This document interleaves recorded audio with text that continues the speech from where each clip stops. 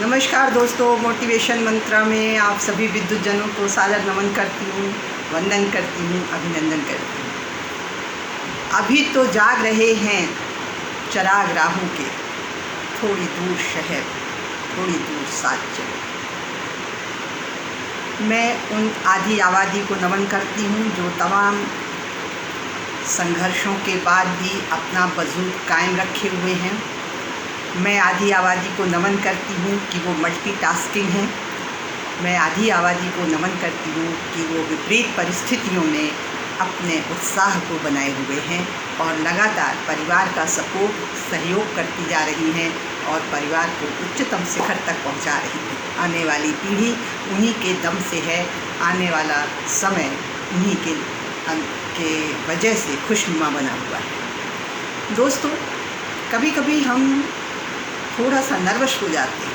कई विपरीत परिस्थितियां हमारे जीवन में आती हैं और हम नर्वस हो जाते हैं। वैसे तो महिलाओं को कमज़ोर कहना या उन्हें कुछ सिखाना चराग को रोशनी दिखाने के जैसा है, लेकिन मैं फिर भी चाहूँगी कि आप अपने आप को कमज़ोर ना समझें, किसी कीमत पर नहीं। आप सृष्टि की रचयिता हैं। आप तो ब्रह्मा के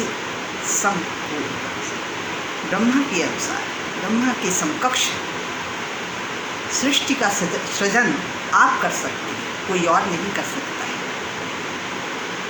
किसी भी परिवार में प्रातः अगर आप देखें, एक महिला जहां अपने बच्चे को स्कूल के लिए तैयार कर रही होती है, अपने पति को ऑफिस के लिए सपोर्ट कर रही होती है, आने वाली नौकरानी के अनुसार वो तमाम शिकायतों को दूर कर रही होती है, गाइड करती है। इस बीच में प्रेस वाला आता है तो प्रेस वाले को भी अटेंड करती है, और फ़ोन आ जाता है तो फ़ोन को भी अटेंड करके मुस्कुराते हुए उसका जवाब देती है।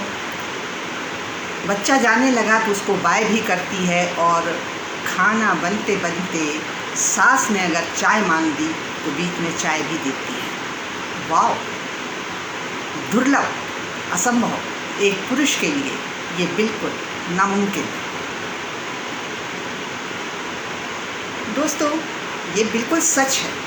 हुनर सभी में है। हर आधी आबादी के उन तमाम बहनों को मैं देखती हूँ, सभी में हुनर है, लेकिन बजरंगबली बाबा की तरह वो अपनी शख्सियत को भूल जाती है, अपनी ताकत को भूल जाती है। कोशिश होनी चाहिए हमारी कि हम अपने आप को कमज़ोर ना समझें। एक चीज़ तो ये होती है कि अंदर से विल पावर जागृत होता है कि मैं कर सकती हूँ, मुझ में इतनी एनर्जी है, मुझ में इतनी योग्यता है। अगर पॉजिटिव थिंकिंग आपकी है तो आप कर सकती हैं और करती ही हैं। साथ साथ मैं ये भी चाहूँगी कि आपको कितना भी बढ़िया सपोर्ट मिल रहा हो, आपके पति के द्वारा, पिता के द्वारा, भाई के द्वारा, लेकिन फिर भी आप अपने हुनर को जिंदा रखें। किसी न किसी हुनर में आपको कमांड होना चाहिए, कोई न कोई आपका ऐसा हुनर जो आपको आर्थिक मजबूती भी दे। वो क्या होगा ये तो आप समझ सकती हैं। अगर आपको घर से बाहर निकलने दिया जाता है, परिस्थितियां अलाउ करती हैं, तो आप काम करिए। अगर नहीं बनता है, विपरीत परिस्थितियां हैं, नहीं निकल पा रही हैं, तो आप घर में ही कुछ ऐसा करते रहिए कि अगर कभी ऐसी परिस्थिति आ जाती है कि आपको आर्थिक सपोर्ट की ज़रूरत होती है, आत्मनिर्भरता की ज़रूरत होती है, अकेले रहने की ज़रूरत होती है, तो आपके मानस पटल पर ये बात तो ना रहे कि मैं कमज़ोर हूँ और मेरी आर्थिक स्थिति खराब हो जाएगी, मैं अपने बच्चे को कैसे पालूँगी। इस तरह की भावना ना हो। आप समझ सकती हैं कि मैं कर सकती हूँ और मैं आर्थिक रूप से मजबूत हूँ। एक ही कॉलेज से निकले हुए हस्बैंड वाइफ अपने आप को इतना कमज़ोर क्यों कर लेगी? अगर आप बाहर से नहीं कर सकती हैं, घर में कोई काम शुरू करिए। अपनी पाइपलाइन बिछाते रहिए, जब वक्त आएगा उसमें कूद पड़िए और आप उसमें कमांड हासिल करिए। लेकिन होता ये है कि हम कंफर्ट जोन में चले जाते हैं।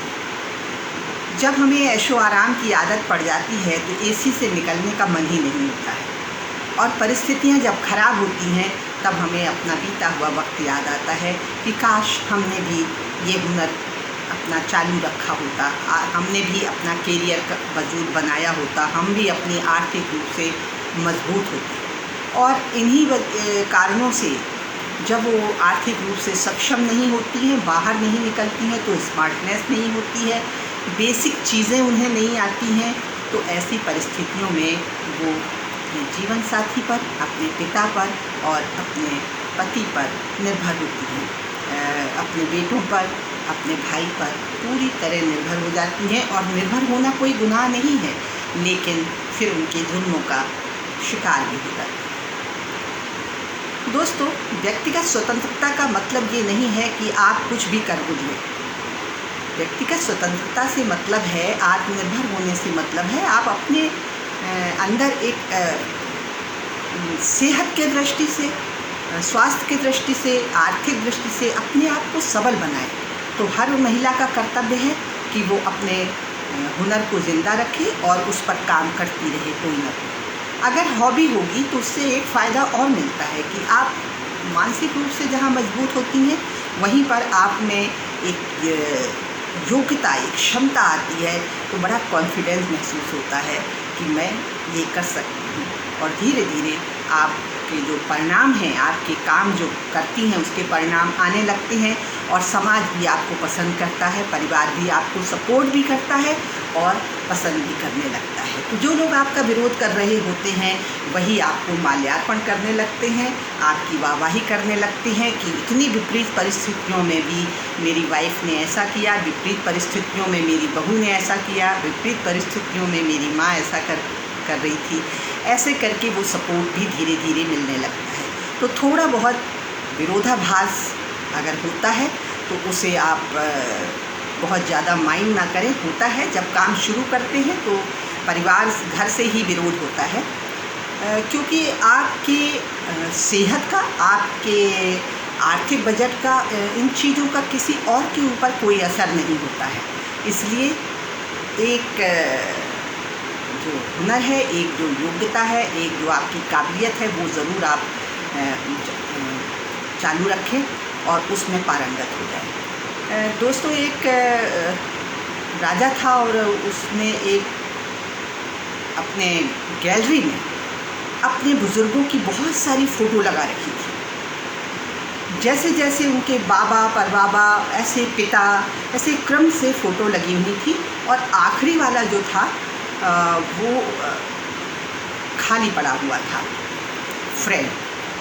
तो निश्चित रूप से वो फ्रेम ये कह रहा था कि जब अगले राजा आएंगे तो उनकी फ़ोटो यहाँ लगेगी। उन जो राजा थे वर्तमान में, जब उन्होंने देखा कि यहाँ पर मेरे मरने के बाद जो फ़ोटो लगाई जाएगी तो मैं कैसा लगूँगा, क्योंकि उसको एक पैर भी नहीं था और एक आँख भी नहीं थी, तो उसने सोचा कि मैं कैसा लगूँगा, ज़रा मैं फ़ोटो बनवा के देखता हूँ, पेंटिंग बनवा के देखता हूँ। और उसके बाद दरबार में अनाउंस किया गया। दरबार में एक महिला थी, तो उस महिला ने एक फ़ैसला किया कि क्या करूं, मैं बोलूं या ना बोलूं, क्योंकि बड़े बड़े लोग बैठे हुए थे, मंत्री बैठे हुए थे, लोग बैठे हुए थे, और सभी लोग ये सोच रहे थे कि अगर हम बोलते हैं कि हम पेंटिंग बनाएंगे और राजा साहब की एक आँख नहीं है, एक पैर नहीं है, तो ऐसी परिस्थिति में वो पेंटिंग अच्छी नहीं बनेगी, और जब पेंटिंग अच्छी नहीं बनेगी तो राजा साहब इनाम देने की जगह कहीं ऐसा ना हो कि हमें दंडित किया जाए, मजाक उड़ा रहे हो तुम राजा साहब का। और ऐसी परिस्थिति में दोस्तों थोड़ा कसमकस चल रहा था। मंत्री से लेकर के संतरी तक हर व्यक्ति कसमकस में था कि क्या कहें। राजा साहब ने दोबारा अनाउंस किया। धीरे से डरते डरते वो लड़की खड़ी हुई। उसने कहा कि मैं पेंटिंग कर सकती हूँ। राजा साहब ने कहा, खुश हो गए। राजा साहब ने कहा, वेरी गुड, बहुत अच्छी बात है ये तो, कि दरबार में तुमने एक कनेग होके, एक सेवक होके इतनी हिम्मत बताई, और अगर तुम में ये हुनर है तो तुम्हें हम इनाम से माला माल कर देंगे, तुम पेंटिंग बना सकते हो। दोस्तों, वो 24 से 48 घंटे का उन्होंने समय मांगा और वो जा कर के पेंटिंग बनाने के लिए हुआ। कहते हैं हुनर अगर आप में है तो आप फतह हासिल कर सकते हैं। दोस्तों, आपको आश्चर्य होगा कि उसने जब पेंटिंग बना दी और लेकर आई दरबार में, पूरा दरबार खचाखच भरा हुआ था। उनके कुछ मेहमान भी आए हुए थे और ये देखने के लिए कि राजा साहब की पेंटिंग इस लड़की ने कैसी बनाई है। एक तो पेंटिंग का बनाना बहुत अजूबा लग रहा था, और दूसरा एक लड़की के द्वारा हिम्मत करना और उसके बाद दरबार में वो पेंटिंग लेके आना हर दरबारी के लिए बहुत बड़ी सबक था। जैसे ही उससे पर्दा हटाया गया तो लोग देखकर दंग रह गए। आप सोच सकते हैं दोस्त कि वो कैसी पेंटिंग बनी होगी, जिसकी एक आँख भी नहीं थी और एक पैर भी नहीं था। ऐसी पेंटिंग जब उसने खोली तो देखकर दंग रह गए राजा भी, और राजा ने कहा वाह, क्योंकि उस पेंटिंग में उसने राजा साहब को शिकार करते हुए दिखाया। और शिकार करते हुए आपने देखा होगा कि जब तीर का निशाना लगाएंगे राजा साहब तो उस आँख को बंद कर लेंगे, एक आँख को बंद करेंगे तभी तीर का निशाना लगेगा। शिकार दूर तक देखने के लिए एक आँख को बंद करके दूसरी आँख से देखना था। तो उस आँख का इस्तेमाल जो ख़राब थी उसका इस्तेमाल उसने इस तरह से किया, और जो पैर उनका ख़राब था वो जस्ट अपोजिट में ख़राब था, उस पैर को उसने छिपा दिया।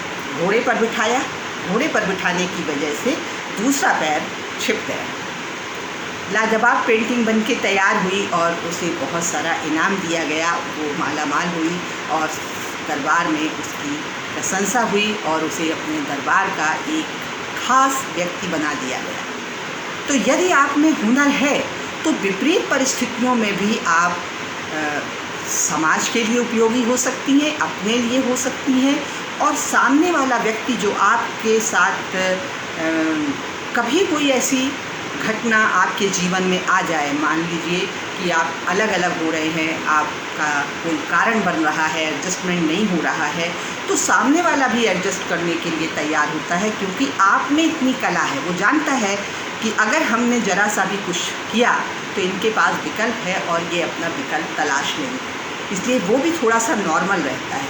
अगर आप सहन शक्ति करती चली जाती हैं, दयनीय बनी रहती हैं, तो स्थिति और भी ख़राब हो जाती है। तो मैं चाहूँगी कि आप हुनर ज़रूर रखें। रहा सवाल कि हम क्यों ऐसा करते हैं और क्यों हम बाहर निकलने में सेफ़ जोन में आ जाते हैं और सेवा भाव में जुट जाते हैं। दोस्तों, होता ये है कि महिलाओं की आदत होती है वो कंफर्ट जोन में ज़्यादा चली जाती हैं। एक राजा दूसरे राजा को 2 बाज देते हैं और वो बाज जब मंत्री लेके आता है तो बताता है कि पड़ोसी राजा ने हमें गिफ्ट के रूप में ये 2 बाज पहुँचाए हैं। राजा साहब कहते हैं चलो ठीक है, इसको तुम करतब सिखाओ, उड़ाओ, और जब करतब सीख जाएगा तो पड़ोसी देश के राजा को हम इनवाइट करेंगे, बुलाएंगे और उन्हें इस करतब दिखाएंगे।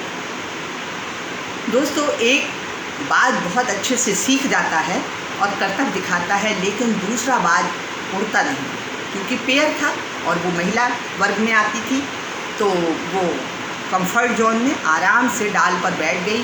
उसे कोई अंतर नहीं है वो बाज को कि उड़ना सीखना है और मुझे करतब दिखाना है, नहीं, वो जहाँ बैठा वहाँ बैठी रह गई। तो ये ढिंडोरा पीटा गया कि भाई एक बाज तो बिल्कुल नहीं उड़ता है, एक बाज बहुत अच्छा उड़ रहा है, तो ऐसा क्यों है, इसका पता लगाया गया। तो एक किसान आया, किसान ने कहा कि इसको तो मैं उड़ा दूँगा। तो राजा साहब ने कहा बिल्कुल आप उड़ाएं और इसको इनाम दिया जाएगा, भाई इसे मौका दिया जाए। तो किसान ने जिस डाल पर बाज बैठा था उस डाल को ही काट दिया। दोस्तों, जैसे ही डाल काटी गई वैसे ही वो उड़ने लगा। तो मेरे दोस्त, आप किस डाल पे बैठे हैं उसे आप काट दीजिए, लेकिन आधी आबादी से मेरा निवेदन है कि कंफर्ट जोन से बाहर निकलिए। कंफर्ट जोन में जब तक आप रहेंगे आप कुछ भी नहीं सीख सकते। मुझे याद आ रहा है जब मैं स्ट्रगल पीरियड में थी कॉलेज में के लिए फ़ाइट कर रही थी जॉब के लिए, तो दिन दोपहर रात शाम दिखाई नहीं देती थी, बस मुझे निकलना है और निकलना है। तो जब तक मंजिल नहीं मिल गई मैं निरंतर अपने प्रयास करती रही और लगातार कार्यरत रही। कई बार ऐसा होता है कि जब आप किसी अच्छे पद पर आपके हस्बैंड हैं तो थोड़ा सा वो आपके मानस पटल पर छा जाता है, तो कभी कभी मैं विधायक की वाइफ थी तो अजीब सा लगता था, लेकिन मैं बराबर दौड़ती रही। उस समय मैं ये नहीं सोचती थी कि मैं कौन हूँ, बस मैं डॉक्टर हेमा पांडे हूँ और उसके लिए मुझे कॉलेज में ज्वाइनिंग लेना है, ये सोचकर मैं दौड़ती ही रही। बल्कि मेरी कुछ फ्रेंड्स थी, उन्होंने कहा भी कि आप एसी छोड़कर इस तरह से क्यों मारी मारी घूम रही हैं, लेकिन मुझे अपना वजूद बनाना ही था। तो जब तक कंफर्ट जोन में आप रहेंगी आप कुछ भी हासिल नहीं कर सकते। कुछ पाने के लिए कुछ खोना तो पड़ता ही है, तपना तो पड़ता है मेरे दोस्त। जब तक आप संघर्ष नहीं करेंगे आपको मुकाम हासिल नहीं होगा। आपको वो प्रकृति आपकी परीक्षा लेगी ही लेगी। जब भी आप कुछ करने निकलेंगे, चाहे वो परिवार के रूप में हो, समाज के रूप में हो, आपकी परीक्षा होगी ही होगी। और ऐसी परीक्षाएं हर किसी को देना पड़ती हैं। हमारे ग्रंथ भी हमें सिखाते हैं कि हनुमान जी को जब याद दिलाया गया कि तुम ताकतवर हो और तुम ऐसा कर सकते हो, तो हनुमान जी जैसे ही निकलते हैं कि उन्हें समुद्र में उनका विरोध होने लगता है। फिर वो जब लंका पहुंचते हैं तो वहाँ पर सीता माँ के दर्शन करने के बाद जब वो पेड़ पौधे तोड़कर खाने में जुटे हैं तो फिर उनका विरोध होता है और उन्हें पकड़ लिया जाता है। फिर राजा साहब के पास ले जाया जाता है, रावण के पास, और उनकी पूंछ में आग लगा दी जाती है। तो आप देख रहे हैं जब भी कोई काम करने जाएंगे आप, प्रकृति आपकी परीक्षा लेगी ही लेगी। लेकिन जो लोग नहीं डरते हैं, जो लोग नहीं घबराते हैं, पीछे नहीं हटते हैं, उन्हें मौका मिलता ही मिलता है। और बाद में सीता जी के द्वारा निवेदन करने पर अग्नि माँ को कि अग्नि माँ वो मेरे बेटे जैसा है, तुम दया रखना, ठंडी रहना, और इस तरह से उनका कोई बाल बाका नहीं हुआ और उन्होंने लंका को पूरा जला दिया और एक पैगाम लेकर वो राम के पास वापस लौट आए। लेकिन जब हनुमान जी जैसे व्यक्ति को परीक्षा देना पड़ी तो हम लोग तो मनुष्य हैं। तो जब भी आप किसी काम के लिए निकलेंगे आपको परीक्षा देनी पड़ेगी। तो इसमें घबराएं नहीं। थोड़ा सा विरोध होता है, शुरू में विरोध होगा और संघर्ष भी करना पड़ेगा, लेकिन कोई ना कोई हुनर सीखते रहिए, कोई ना कोई काबिलियत हासिल करिए, कुछ ना कुछ तो ज़रूर करिए दोस्त। ऐसे बैठे रहना और दूसरे पर डिपेंड रहना ये हमारे लिए और हमारे परिवार के लिए बहुत घातक है। कल बच्चे भी देखेंगे आपको आत्मनिर्भर बना और एक आपका वजूद है। बेशक आप काम ना भी करें, लेकिन अगर आप सक्षम हैं तो वही बच्चे आपका स्वागत करते हैं, आपकी इज्जत करते हैं। वरना जब वो पिता से डिस्कशन करेंगे, पिता से सलाह मशवरा करते हैं तो आपको बुरा लगता है कि हमसे क्यों नहीं करते हैं।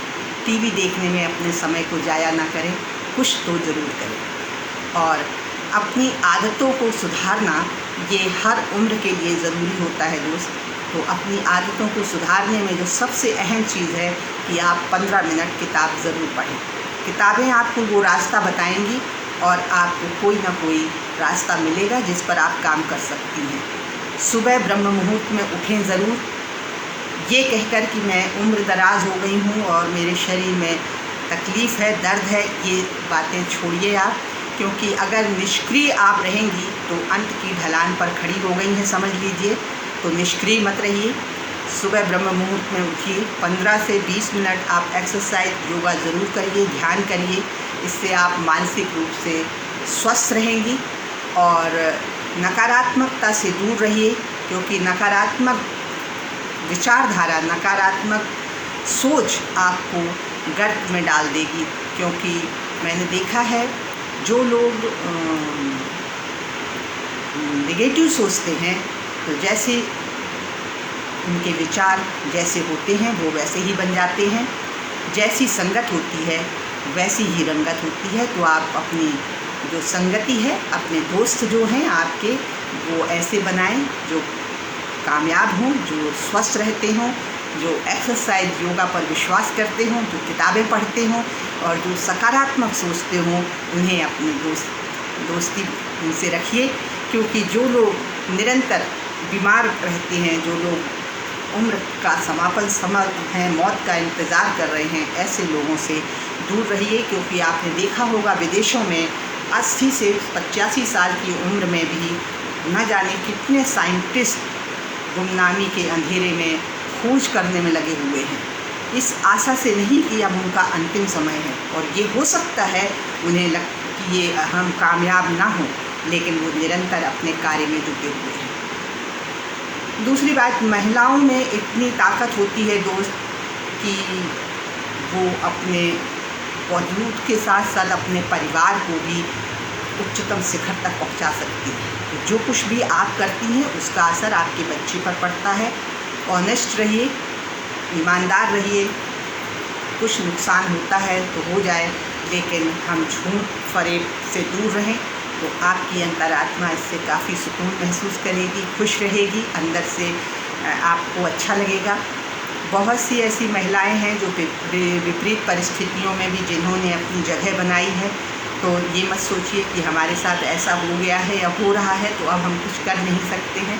सभी लोग अगर निरंतरता बनी रहेगी तो कामयाबी ज़रूर मिलती है। तो कोई भी काम आप करें, चाहे वो आप पेंटिंग करें, चाहे आप कोई बिजनेस करें, घर से ही बिजनेस करें, कुछ न कुछ ज़रूर करें। ये मत सोचें दोस्त कि सामने वाला महिलाएं घर में 4 सब्जियां बना लेती हैं और वो गाड़ी चला लेती हैं या वो उनमें ये हुनर है और हम में नहीं है। हर महिला में, हर व्यक्ति में एक विशेष हुनर ज़रूर होता है, विशेष योग्यता ज़रूर होती है। तो आप कुछ खास हैं, ईश्वर ने आपको यूनिक बनाया है। आपके अंगूठे के निशान किसी से नहीं मिलते हैं, इसलिए आप अपने आप को कमज़ोर ना समझें। अपने आप को आर्थिक रूप से भी और कैरियर वाइज भी आप सोचें कि मैं कर सकती हूँ। बस अंतर ये होता है कि थोड़े दिनों में हम अपना विचार बदलते रहते हैं और कोई भी काम निरंतर नहीं करते हैं, इसलिए हमें सफलता नहीं मिलती है। जब तक हम 2 से 5 साल तक लगातार काम नहीं करेंगे तब तक हमें सफलता नहीं मिलेगी। तो सफलता पाने के लिए, कोई भी काम की सिद्धि के लिए आप लगातार लगे रहिए, तो निश्चित आपको सफलता मिलेगी। एक बुज़ुर्ग महिला के बारे में मैं आपको बताती हूँ जिसने घर से ही मिर्च का अचार बनाना शुरू किया और आज मार्केट में उनका अचार बिक रहा है। उनको आर्थिक रूप से मजबूत हैं। और गुजरात की हर महिला आपने देखी होगी, पंजाब की हर महिला आपने देखी होगी, कोई ना कोई हुनर सीखता है और उसे काम में लेके आ जाता है। बराबर लगे रहते हैं वो लोग। अपनी उम्र का बहाना बनाकर और बाहर निकलना बंद मत करिए। बाहर आउटिंग ज़रूर करिए। आप आना जाना मत रोकिए, क्योंकि आने जाने से हम बहुत कुछ चीज़ें सीख जाते हैं और स्मार्टनेस आती है जो कि किसी विश्वविद्यालय में भी हम नहीं सीख सकते हैं, जिसे हमारी हिंदुस्तानी भाषा में दुनियादारी कहते हैं। तो दोस्तों, इन्हीं छोटी छोटी आदतों से हम अब खुशनुमा ज़िंदगी बिता सकते हैं। खुशनुमा ज़िंदगी जीने के कोई ख़ास पैमाने नहीं होते हैं। ये मन के हारे हार है और मन के जीते जीत। अगर आप मन से खुश हैं, स्वस्थ हैं, प्रसन्न हैं, तो निश्चित रूप से आपको खुशियाँ मिलेंगी। गॉड भी कहता है कि ये हर हाल में खुश रहती है, इसे खुशियाँ देना ही होगा। और इसलिए आप बिंदास हंसिए। इतना याद करिए कि आप कब हंसे थे, जब आपके आँखों से आंसू निकल आए हो। कभी कभी जब हंसी ना भी आ रही हो तब भी आप नकली हंसी हंसिए, लेकिन हंसिए ज़रूर, क्योंकि हंसना सेहत के लिए टॉनिक का काम करता है। आज इतना ही। आने वाला समय आप सबके लिए बहुत खुशनुमा समय लेके आ रहा है। ढेरों कामयाबियों के साथ आप मंजिल तय करिए। जय हिंद, जय भारत, नमस्कार।